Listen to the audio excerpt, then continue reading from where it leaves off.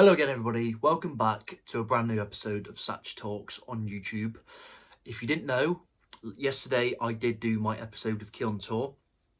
It is now available to watch on, listen to on Spotify and Apple Podcast. We discuss all things, including the Premier League, City's return this past Friday where we beat Burnley 3-0. We discuss the Community Shield, our Premier League return, transfers, and lots more. But today I'm going to be focusing on my preview for the Super Cup on Wednesday, which I start my travelling tomorrow. I've got quite a lengthy journey, but I'll get into it in a minute. I'm looking forward to it, to be fair. Can't wait. It's going to be a very, very, very good trip. Looking forward to it. It's hot weather at the minute out in Athens, so I'm expecting a hot one, but I think it'll be pretty fun. So I'm going to start with the Burnley review. I already done it on the podcast yesterday on Spotify and Apple Podcasts, but I like to give something a bit different on YouTube. Really impressed with the performance, you know. I can't really critique anything other than the fact City was stupid to let Kevin De Bruyne play, you know. There was no reason for us to really play Kevin De Bruyne for that game. And already we're now starting to get a backlog of injuries, you know. John Stones, Ruben Diaz, Bernardo is now unfit for Super Cup. So it's just come at the wrong time. And personally, after the Champions League final, if I was in one of the hierarchies in City, I would have said, look, I don't care. Just get the operation, De Bruyne. Get the operation, Kev. And you can come back to us September, October time, fit and ready to go. Whereas now, we don't know when we're going to be getting Kevin De Bruyne back. We don't know what state he's going to be in. We don't know how fit he's going to be. And even still, when he comes back, it's going to take him a few games, or if not a good couple of weeks, to get back to his natural best. So I do kind of feel like we've messed up a little bit, but it happens. This is football. But I do feel like Kovacic will step up. You know, he's a very good signing, as I've mentioned previously.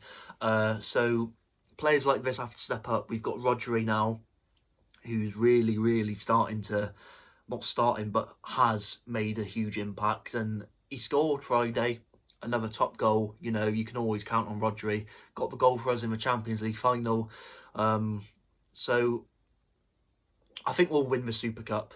Yeah, I'll get onto that in a minute on my predictions. But in regards to the Super Cup, I'll get onto that shortly. But I just want to finish up on the Burnley review. Yeah, overall, I was happy with it. You know, Erling Haaland, you really, really cannot complain about him, and you can't say anything bad about him. Scoring within 3 minutes, and then his second goal was honestly a thing of beauty. The finish was sublime. The finish was just perfection, you know. He timed it so perfectly, and the way he didn't even look just shows how good he is. You know, people claim and people say he's a tapping merchant. He stands at the goal all the time. He's always in the box. He doesn't have skill. He can't do the long range shots. He can't finish. Oh, look at that. Look at that. I know, you know, like you see it in his Dortmund days. He was doing goals like this, and he was taking on goals and taking on defenders and just shooting from outside the box. He doesn't need to do that at City as much because he's having people supply for him left, right and centre. You know, he's got full-backs supplying for him, he's got midfielders supplying for him, wingers supplying for him. So literally all he has to do is be in one place. Now, he's starting to move about, he's starting to implement his play and integrate in other places in the park, but you cannot fault him because that finish was honestly world-class, you know.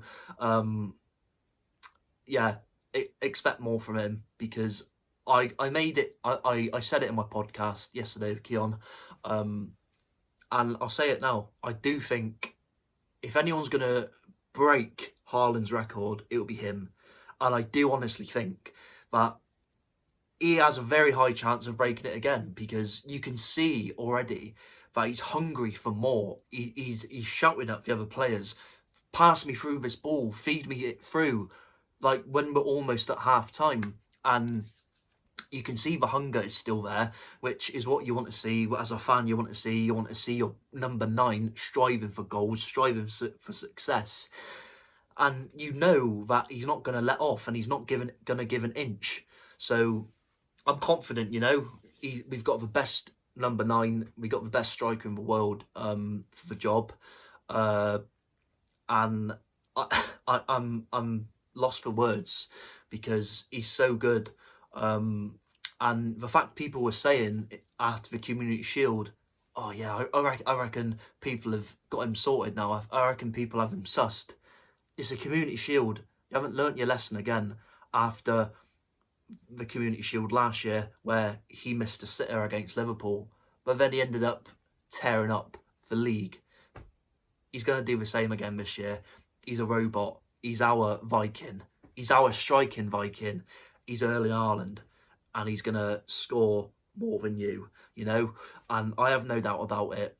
He is a genius. But yeah, but what I do take away from Burnley, and what does fill me with a bit of pride and a bit of passion, I'd say more so pride, is the fact that after, just before half-time, when the players were starting to walk off the field, when the whistle went, you saw Pep going over to Haaland, and he was in his ear constantly.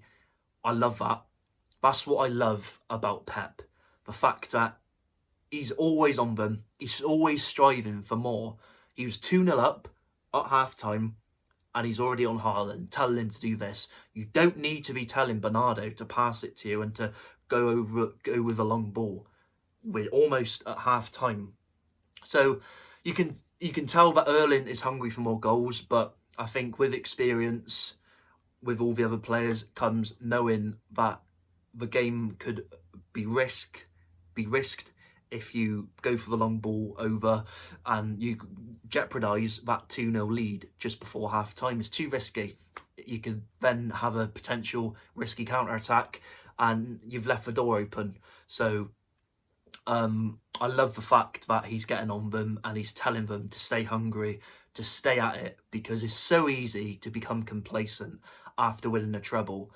And I do feel like Pep isn't going to let them get like that, because it's key, it is vital, after completing something so historic and so big, the FA Cup, the Premier League and the Champions League, and being a top goal scorer in Europe and the Premier League. It's very easy to become complacent, but he's hungry. He's a very, very hungry lad. And I don't just speak for Haaland, I speak for the whole squad. I think they all want it, and they all want to do it again, because they've tasted European success. They've had the Champions League. They want to get it again, and I can see it happening. I'm very confident that City are quite capable of doing it again, because it took us so long to win our first Premier League, and now the moment we won it, we end up doing more and more and more and more. But then you get people telling us that we're ruining English football and it's a farmers' league. You can never please people, People always have something to moan about, but I'm going to talk about the Super Cup. I'm very excited for it. I cannot wait.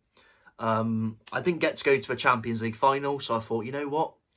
I think allocation will be a lot easier to get, because I know a few people probably wouldn't be wanting to go to the Super Cup just right after the Champions League final. So I've decided to go. I start my travel tomorrow. I'm flying from Heathrow, and then I'll be there on the day. So I'm only there for a day, and I come back on Thursday morning. So ready for the Newcastle game this weekend. But I'm very excited for it. It's going to be really fun. Never been to Greece, so what better way to do it than going over there to watch City.